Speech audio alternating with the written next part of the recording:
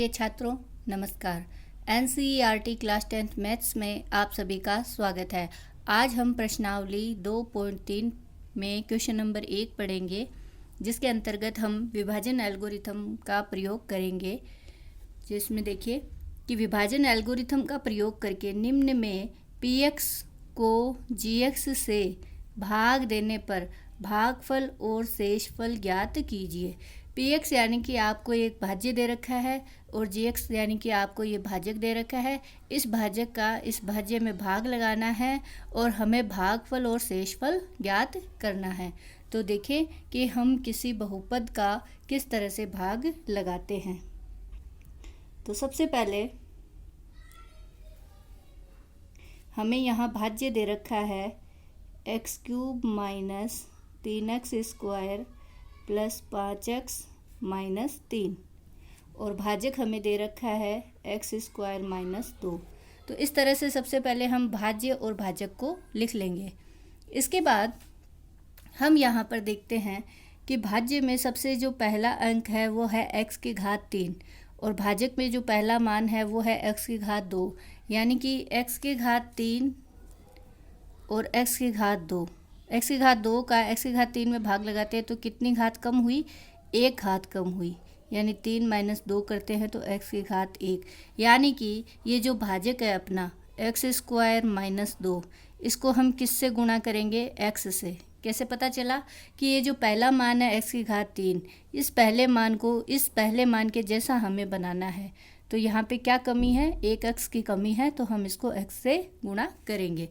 तो यहाँ x को x से गुणा करेंगे सबसे पहले, x इंटू x², फिर माइनस का चिन्ह माइनस लगाया। x को 2 से गुणा करेंगे तो 2x, x को x² से गुणा करेंगे तो देखो इनका आधार सेम है, यानी x है और घातें हैं वो 1 है और 2 है। तो जब आधार समान होता है तो घातें हमेशा जुड़ जाती है, यानी कि ये मान अपना बन गया x³ माइनस 2x। इस तरह से तो मेरे ख्याल से ये क्लियर हुआ आप लोगों को कि ब्रैकेट में हम गुणा कैसे करते हैं। इसका x² से भी गुणा होगा, इसका 2 से भी गुणा होगा। तो इस तरह से हमारा सबसे पहले भागफल का अंक आ जाएगा x, जो कि हम इधर लिखेंगे भागफल को, और x² माइनस 2 को x से गुणा करेंगे तो यहाँ आ गया x³ और दूसरा मान क्या आया था अपने पास में? माइनस का 2x आया था।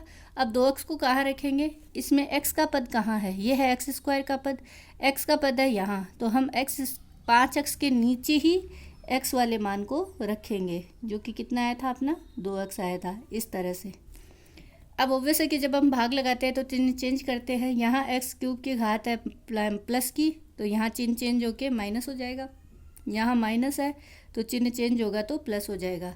अब x³ से x³ पहला मान तो कट गया, तो अपना अगला मान ये बचेगा माइनस का 3x²। इसको हमेशा कैसा उतार देंगे? यहाँ 5x प्लस का है और 2x भी प्लस का है, 5 और 2 जुड़ के कितने हो जाएंगे? 7x और माइनस का 3। यहाँ तक मेरे ख्याल से एकदम समझ में आ गया होगा। अब वापस वही प्रोसेस अप्लाई करेंगे अपन। यहाँ है 3x² और यहाँ है x², यानी कि क्या कमी है अपने पास में? यहाँ -3 की कमी है। तो आपके पास जो भाजक है उसमें हम क्या करेंगे? -3 से गुणा करेंगे। तो अब हम भाजक को -3 से गुणा करते हैं तो भाजक अपने पास में है x² माइनस 2। -3 से क्यों गुणा करेंगे ये क्लियर हो ही गया होगा कि इसका जो पहला मान है वो और ये पहला मान एक जैसा बनाएंगे। -3 से गुणा कर -3 इन दोनों संख्याओं से गुणा होगा तो -3x², माइनस और माइनस गुणा होके प्लस का, 3 को 2 से गुणा किया 6। इसी तरह ये मान हम यहाँ उतार देंगे। तो -3x² तो कहाँ उतरेगा? 3x² के नीचे। और अब अपने पास प्लस का 6 कहाँ उतरेगा? 3 के नीचे। इस तरह से 7x का कोई पद ही नहीं था, इसलिए हम x के पद की जगह खाली छोड़ देंगे। और यहाँ हमारे पास में भागफल क्या आया? भागफल था -3, तो -3 ही लिखेंगे।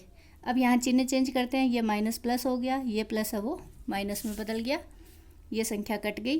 तो यहाँ से बचा अपने पास में 7x और ये माइनस का 3 और माइनस का 6 मिलके कितना हो गया? माइनस का 9। तो इस तरह से ये तो अपने पास भागफल आया और ये अपने पास शेषफल आया। आता है भागफल कितना आ गया अपना? x - 3 और शेषफल कितना आ जाएगा इसी तरह से, शेषफल आ गया अपने पास में 7x माइनस 9। तो इस प्रकार से हम इस सवाल को पूरा हल कर सकते हैं। तो इसी प्रकार हम इससे दूसरा सवाल हल करते हैं। इसी प्रकार पहले के दूसरे को हल करेंगे तो यहाँ अपने को px यानी भाज्य का मान दे रखा है ये, और भागफल भाजक का मान दे रखा है x स्क्वायर प्लस 1 और माइनस के x। ये है हमारा भाज्य और ये है हमारा भाजक। लेकिन भाजक में थोड़ा सा इसका सीक्वेंस सही नहीं है, तो हम पहले इसका सीक्वेंस सही करेंगे। सीक्वेंस इन द सेंस है कि घटती हुई घातों के क्रम में हम इसको अरेंज करेंगे सबसे पहले।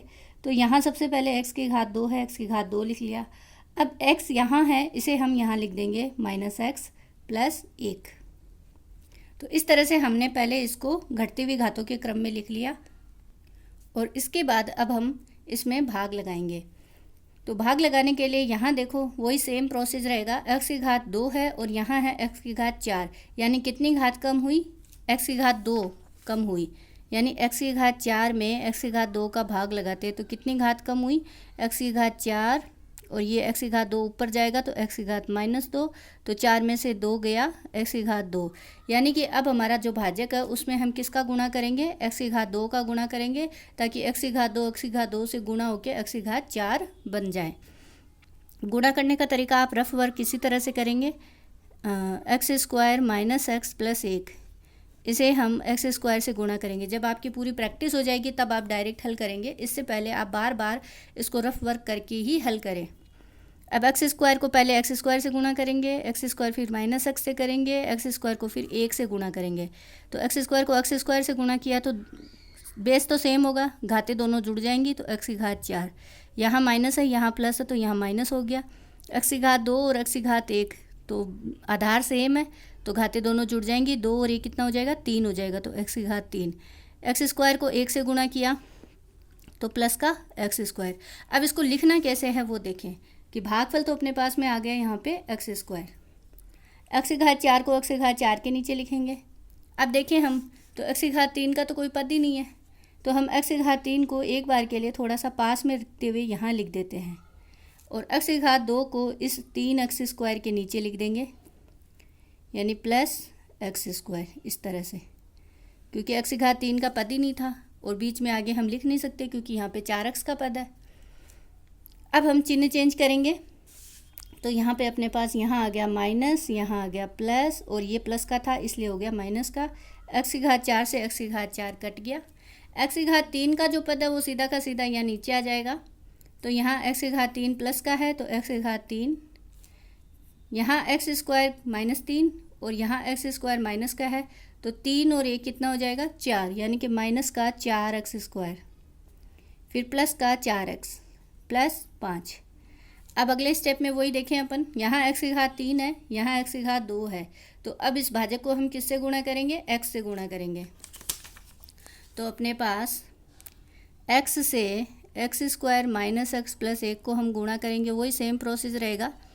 इस x को हम तीनों मानों से गुणा करेंगे। x को x स्क्वायर से गुणा किया तो x की घात 3 आया, x को x से गुणा किया, x की घात 2 कैसे हुआ, यहाँ x की घात 1 है, यहाँ x की घात 1 है, घातें जुड़ जाएंगी। इसी प्रकार x को 1 से गुणा किया प्लस का 1x। तो इनको मानों को लिख लेते हैं। तो सबसे पहले हमने भागफल क्या लिया, x लिया था, वो भी प्लस का है, तो यहाँ लिखेंगे प्लस का x, और इसको x क्यूब को x क्यूब के नीचे, x की घात 3 को x की घात 3 के नीचे, यानी x की घात 3 माइनस x की घात 2 को 4x स्क्वायर के नीचे, और प्लस के x को 4x के नीचे, तो प्लस का x। इस प्रकार से फिर हम यहाँ चिन्ह चेंज करेंगे, तो माइनस प्लस और माइनस, वही x की घात 3 से x की घात 3 कट गया, माइनस के 4 है, यहाँ प्लस का 1 है, -4 में से प्लस का 1 जाएगा तो माइनस का 3 बच जाएगा। वही 4 प्लस का है और यहाँ -1 है, वो इस पहले संख्याओं को घटा लेंगे, फिर इसके पास में जो बहुपद चर है वो चर हम ऐसा का ऐसा लिख देंगे। तो प्लस के 4 में से -1 जाएगा तो कितना बचा, प्लस का 3x और प्लस 5। इसी प्रकार हम देखते हैं कि वापस यहाँ 3x स्क्वायर है और यहाँ x स्क्वायर है, तो हम समझ गए होंगे कि अब किससे गुणा करना है अपने को, -3 से गुणा करना है इस पूरे भाजक को। तो -3 से हम गुणा करेंगे पूरे भाजक को, तो -3 x square minus x plus 1, -3x², minus minus गुणा होके प्लस का हो जाएगा और यहाँ आ जाएगा 3x, -3 को +1 से गुणा करेंगे तो प्लस माइनस माइनस हो जाएगा और 3 हो जाएगा। अब इसे हम लिख लेते हैं, -3x² को -3x² के नीचे लिख देंगे, 3x को 3x के नीचे लिख देंगे, -3 को 5 के नीचे लिख देंगे और हमने इसमें भागफल हमारा आया -3। तो अब हम चिन्ह चेंज करेंगे तो ये प्लस हो गया, ये माइनस हो गया और ये प्लस हो गया। 3x² से 3x² कट गया, यहाँ 3x प्लस का है, यहाँ 3x माइनस का है, तो देखो ये भी कट गया। यहाँ 5 प्लस का है और प्लस का 3 है, तो यहाँ शेषफल कितना आया अपने पास में, प्लस का 8। तो इसी प्रकार अपना इसमें भागफल आया x² प्लस x -3 और अपना शेषफल आया 8। तो इसी प्रकार से आप पहले सवाल के तीनों पार्ट बहुत ही इजीली हल कर सकते हैं। और इसी प्रकार आपका जो क्वेश्चन नंबर 2 है, तो क्वेश्चन नंबर 2 में हमें कहा गया है कि पहले बहुपद से दूसरे बहुपद को भाग करके जांच कीजिए कि क्या प्रथम बहुपद द्वितीय बहुपद का गुणनफल है। तो देखो, गुणनफल का मीनिंग ये होता है कि जब हम इस भाजक का भाज्य में भाग लगाते हैं और हमारा शेषफल अगर 0 आ जाता है तो ये भाजक हमारा क्या कहलाएगा, गुणनखंड कहलाएगा। पहला और दूसरा क्वेश्चन सेम ही है। आपको भाग लगाने के बाद में अगर शेषफल हमारा 0 आ जाता है तो हम वहाँ लिख देंगे कि वह एक गुणनफल है। तो इसी प्रकार आप दूसरे क्वेश्चन को स्वयं हल करें और इसके तीनों पार्ट को जब आप हल करेंगे तो इस भाजक का इस दिए गए बाद वाले भाज्य में भाग लगाएंगे तो अगर हमारा शेषफल 0 आ जाता है तो यह भाजक अपना क्या कहलाएगा, इसका गुणनखंड कहलाएगा। बस इतना सा अंतर है। इसके बाद देखें हम नेक्स्ट क्वेश्चन। Thank you.